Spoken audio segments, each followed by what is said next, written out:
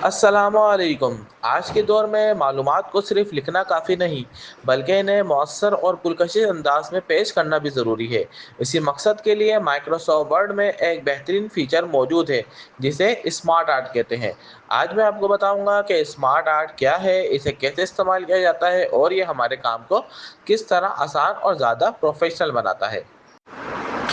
तो चलो हम देख लेते हैं। अपने सबसे पहले हमने गूगल पे आके देखते हैं कि स्मार्ट आर्ट क्या होता है। Smart art according to the Google एक ऐसा माइक्रोसॉफ्ट टूल है जिसका काम प्रोफेशनल तरीके से विजुअल डायग्राम बनाना है। विजुअल डायग्राम बहुत ज़्यादा ज़रूरी है, मोस्टली कंप्यूटर स्टूडेंट के लिए ये बहुत ही ज़्यादा ज़रूरी है, क्योंकि इसमें ना सिर्फ हायरार्की बल्कि डिफरेंट तरह के टेम्पलेट्स दिए जाते हैं जिसकी मदद से आपको समझना आसान होता है। तो यहाँ पे मौजूद है, आप देख रहे होंगे कि एक सीक्वेंशियल फॉर्म में, इसी तरह हमारे सर्किल फॉर्म में और भी बहुत सारे हमारे पास smart tool MS Word के अंदर मौजूद है। तो एम एस वर्ड में आने के बाद आपने इसी तरह इंसर्ट पे क्लिक करना है। लास्ट वीडियो अगर आपने मिस कर दी तो उसको लाजमी देखें। हमारे लेसन 4 और लेसन 3 की वीडियो के अंदर हमने शेप्स और इसी तरह पिक्चर्स के बारे में देखा था। तो अब हम देखने जा रहे हैं वो एक स्मार्ट टूल। तो स्मार्ट टूल में आते ही देखें हमारे पास डिफरेंट तरह के ऑप्शन आ जाएंगे। अगर आप ऑल पे क्लिक करेंगे तो हमारे पास तमाम ऑप्शन एक साथ आएंगे। इसके अलावा हमारे पास इसमें लिस्ट और इसके अलावा और भी डिफरेंट तरह के हमारे पास स्ट्रक्चर मौजूद है। इन स्ट्रक्चर को किस तरह यूज करना है हम एक दो एग्जाम्पल समझ लेते हैं। यहाँ पे देखें हमारा प्रोसेस है, इसी तरह साइकिल है और इसी तरह हायरार्की है। सबसे ज़्यादा हमारे पास हायरार्की फॉर्म में चीज़ें कंप्यूटर के अंदर और इसी तरह मैथमेटिक्स के अंदर हमारे पास आती हैं। तो हम हायरार्किकल फॉर्म में एक तरह का टेम्पलेट बना के देख लेते हैं। यहाँ पे हमारे पास एक टेम्पलेट मौजूद है जो हायरार्किकल फॉर्म में मौजूद है। तो सबसे पहले हम यहाँ पे लिख लेते हैं कंप्यूटर। कंप्यूटर के बाद इसी के हमारे पास दो मोर फॉर्म है, एक में हम लिख लेते हैं इनपुट और एक में लिख लेते हैं हम आउटपुट। आपके पास यहाँ पे जो सब टाइटल में मौजूद नज़र आ रहा है वो हमारे पास इसकी मजीद ब्रांचेस है। तो हम यहाँ पे लिख लेते हैं आउटपुट। इसी तरह इनपुट की दो ब्रांचेस और है, इसमें हम कीबोर्ड और इसी तरह हम सेकंड के अंदर लिख लेते हैं माउस। इसी तरह हम आउटपुट पे आ जाते हैं। आउटपुट पे आने के बाद हम यहाँ पे प्रिंटर और इसी तरह हम सेकंड प्लॉटर ऐड कर लेते हैं। अगर हमें कोई ऐड करनी है किसी रो या कॉलम को तो हम एंटर का बटन प्रेस करेंगे तो हमारे पास एक और ब्रांच ओपन हो जाएगी। इसके अलावा यहाँ पे हमारे पास डिफरेंट ऑप्शन मौजूद है। आप इसको कलर देना चाहें तो हम डिज़ाइन के ऑप्शन पे आके इसको अपनी मर्जी के हिसाब से कलर दे सकते हैं।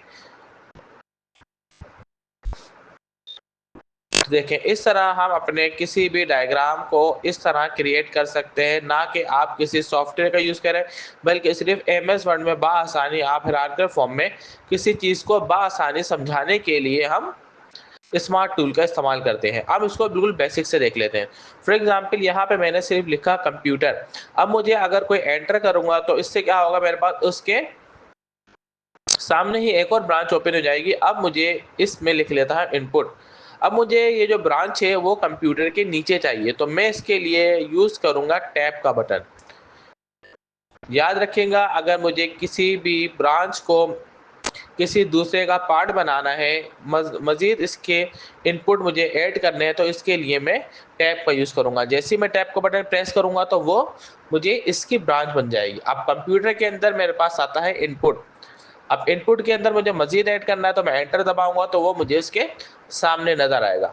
अब इसी तरह इनपुट की भी 3 ब्रांचेस है। तो पहले हम इसको आउटपुट लिख लेते हैं।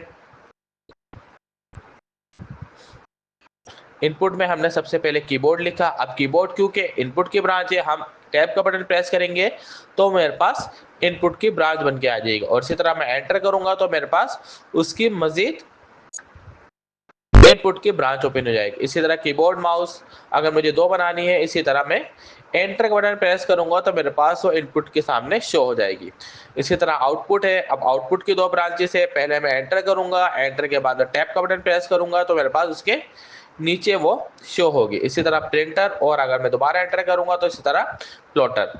तो देखिए हमने बहुत आसानी के साथ बगैर किसी कॉपी पेस्ट किए हमने ये अपने पास बना लिया। आप इसको डिफरेंट तरह के कलर से शो कर दो, और उसको अगर आपको इसका साइज़ छोटा या बड़ा करना है तो इस तरह आप आसानी इसका कलर छोटा या बड़ा कर सकते हैं। इसके अलावा एक मॉडल हम और देख लेते हैं।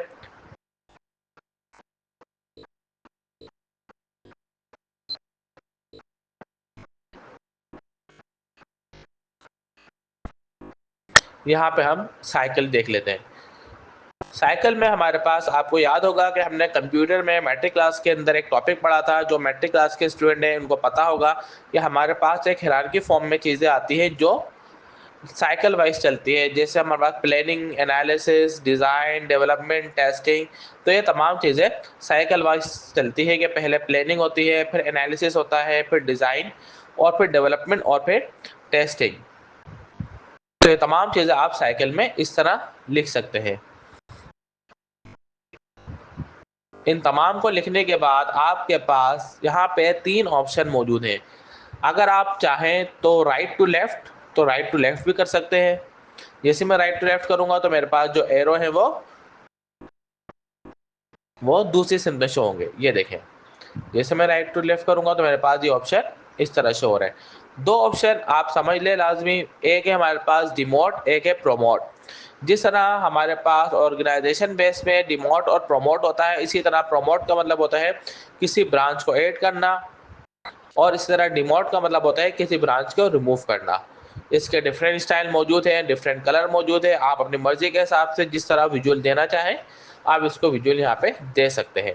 और भी बहुत सारे हमारे पास स्मार्ट टूल के अंदर डिज़ाइन, लिस्टिंग, प्रोसेस और हायरार्की और रिलेशनशिप वगैरह मौजूद है। आप अपनी मर्जी के हिसाब से जो भी विजुअल देना चाहें यहाँ पे आके दे सकते हैं। उम्मीद है आपको ये वीडियो पसंद आई होगी। इंशाल्लाह नेक्स्ट वीडियो के अंदर हम हेडर और फूटर के बारे में देखेंगे। जज़ाकल्लाह।